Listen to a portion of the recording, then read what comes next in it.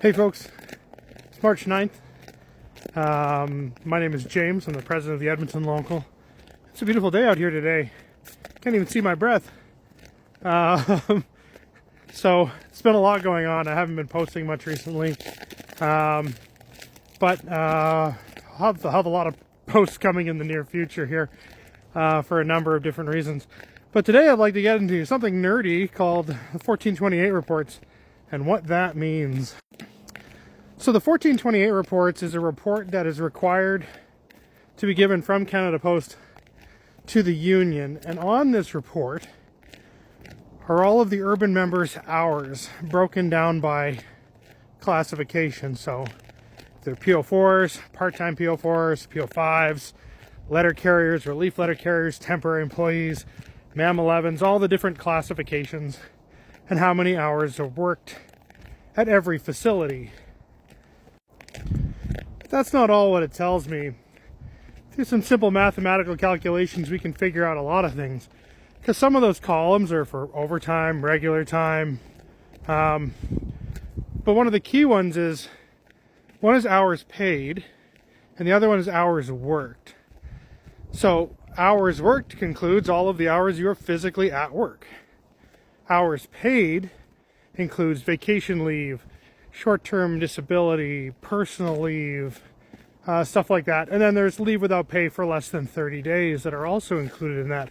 And there's some things we can derive from that information that's kind of fascinating. One of the biggest things we can derive from that is how many hours of leave are not being covered. And the numbers are rather staggering. I had a discussion with management on Thursday about this. And they tried to explain it all. They haven't seen these reports in ever, as far as I know. As far as I know, I'm the first person who's talking to them about it. But they asked about, well, during the strike they paid out vacation leave, so does that count? And we added that up, and say for the Delton depot, there's 12 columns for vacation, so that's 960 hours over 2 weeks. A vacation leave. I only put the small dent in the 21,000 hours of uncovered leave that are at that depot. So when I've been telling people that they need to start grieving Article 15 and Article 17, I'm not kidding. The numbers are staggering. So in Group 2, there are no excuses. We've been winning those grievances again and again. And the arbitrator said that when they get to any other means under Article 17, they could have a supervisor do it, they could pay an RSMC to do it, they can do anything they want, so there's no excuses. So Delton is 21,000 hours, downtown is 13,000 hours, Depot 2 is 13,000 hours, Mayfield is 2,000 hours, but they also use 27,000 hours of temps, which is higher than most of the other depots that are significantly larger.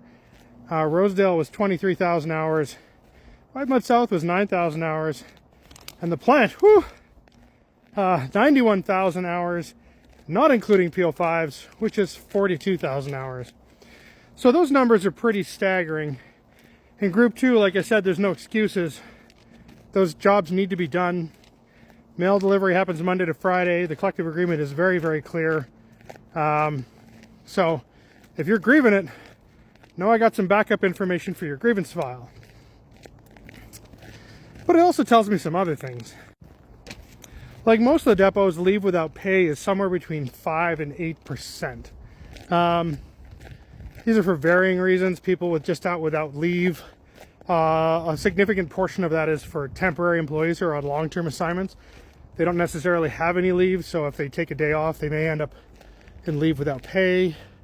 But the Camrose office has 4,200 hours of leave without pay, and that makes up 15% of their hours.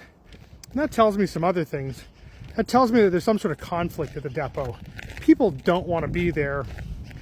And I may have other facts behind that, but I'm going to have discussions with management that I've been trying to have, but just haven't come about just yet.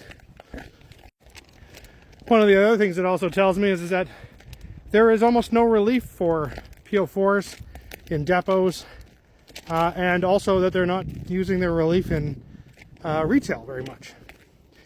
So we found out through the consultation that PO4s, there are a certain number of relief that work out of one depot, and I asked them, well, where are the hours recorded for them?